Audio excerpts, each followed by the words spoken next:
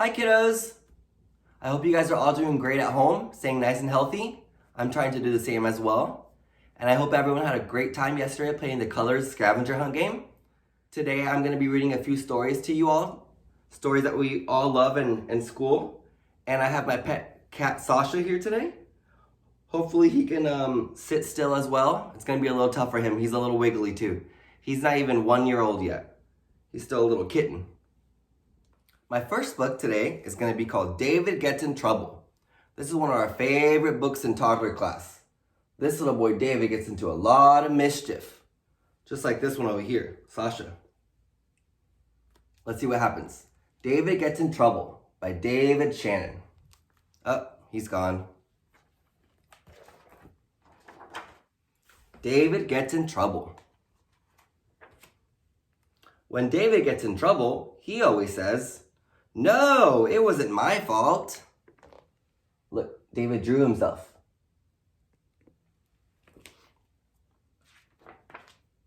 "I didn't mean to." Oh no, it looks like David was skateboarding inside the house. Look, that table's gonna fall down. "It was an accident." Oh no, look at that poor plant. David knocked the window with a baseball. Oh no. "Do I have to?" Looks like David doesn't want to have his breakfast this morning. 2 eggs and juice. Looks pretty good to me. "I forgot." Oh no, look, David forgot to put on his pants. And he's going to school. And look at his mom running behind him with his pants. Silly David. "My dog ate my homework." Look at David. He's saying his dog ate his homework. Look at the little girl's face. And look at the little puppy. He really does have the homework in his mouth. Oh no, dogs shouldn't eat paper. "I couldn't help it." Look, it was picture day at school.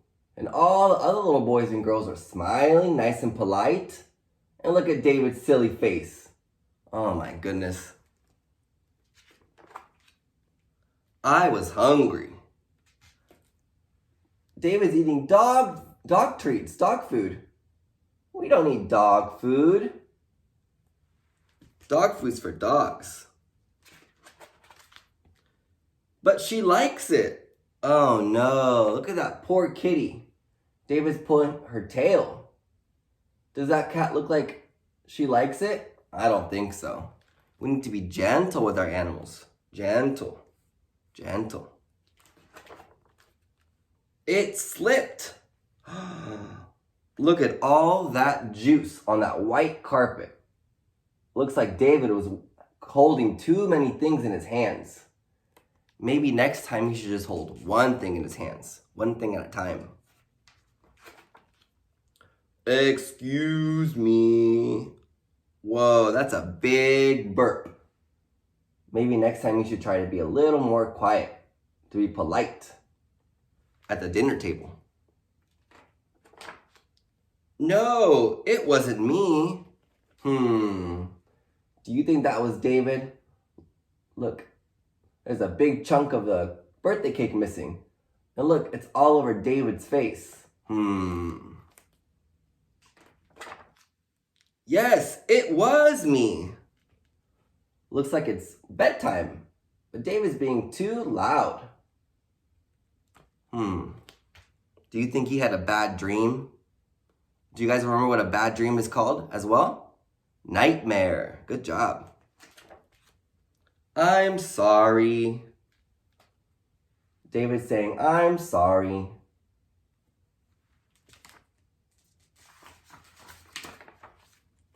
"I love you, Mom." Looks like Mom came in and is tugging him in again. The end. Wasn't that a silly book? My next book is one of our favorites in primary. It's called Caps for Sale by Esfer Slobodkina. This is a really silly book too. Caps for Sale. Once, there was a peddler who sold caps. But he was not like an ordinary peddler, carrying his wares on his back. He carried them on top of his head. First, he had on his own checkered cap, then a bunch of gray caps, then a bunch of brown caps, then a bunch of blue caps, and on the very top, a bunch of red caps. That's a silly way of carrying them. Let's see what happens. He walked up and down the streets, holding himself very straight so as not to upset his caps. As he went along, he called, "Caps! Caps for sale! 50 cents a cap!"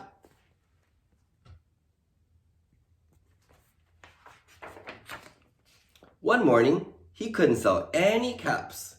He walked up the streets and he walked down the streets calling, "Caps! Caps for sale! 50 cents a cap!" But nobody wanted any caps that morning. Nobody wanted even a red cap. He began to feel very hungry, but he had no money for lunch. "I think I'll go for a walk in the country," he said. And he walked out of town, slowly, so as not to upset his caps. He got hungry.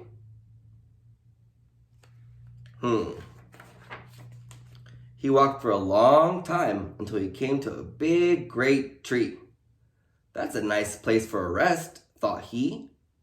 And he sat down very, very slowly under the tree and leaned back a little by little, against the tree trunk so as not to disturb the caps on his head. Then he put up his hand to feel if they were straight. First, his own checkered cap, then the gray caps, then the brown caps, then the blue caps, then the red caps on the very top.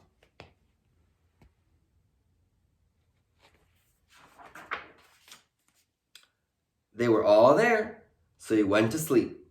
He slept for a long time. Must have been very tired.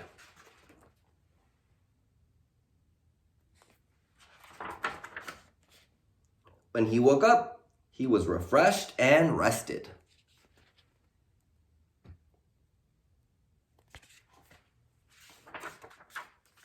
But before standing up, he felt his hand to make sure the caps were in the right place. All he felt was his own checkered cap. Oh no, what do you guys think happened? He looked to the right of him, no caps. He looked to the left of him, no caps. He looked in the back of him, no caps.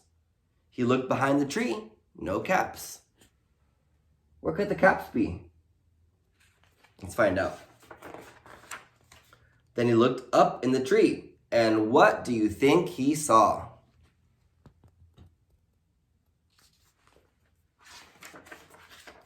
Whoa! On every branch sat a monkey. On every monkey was a gray, or a brown, or a blue, or a red cap. Look at all those monkeys wearing all those caps in the tree. Those are all his caps. The peddler looked at the monkeys. The monkeys looked at the peddler. He didn't know what to do. Finally, he spoke to them. He's using his words. Let's see what happens. "You monkeys, you," he said, shaking a finger at them. "You give me back my caps." But the monkeys only shook their finger back at him and said, "Tss, tss, tss." Oh no, those silly monkeys.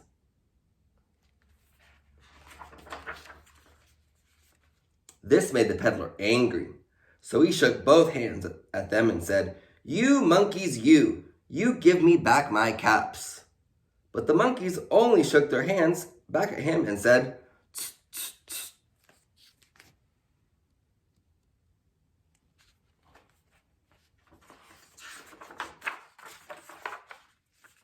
Now he felt quite angry. He stamped his foot and he said, "You monkeys, you better give me back my caps." But the monkeys only stamped their feet back at him and said, "Tss, tss, tss."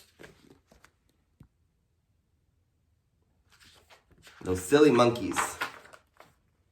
By this time, the peddler was really very, very angry.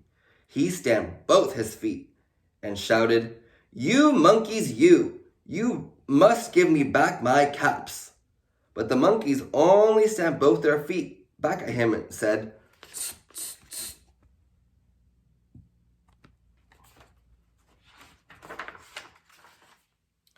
At last, he became so angry that he pulled off his own cap, threw it on the ground, and began to walk away.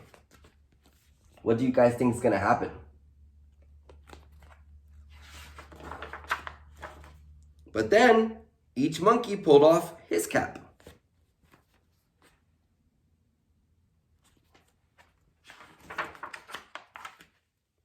And all the gray caps, and all the brown caps, and all the blue caps, and all the red caps came flying down out of the tree. Looks like that's all it took. So the peddler picked up his caps and put them back on his head. First, his own checkered cap, then the gray caps, then the brown caps, then the blue caps, and then the red caps on the very top.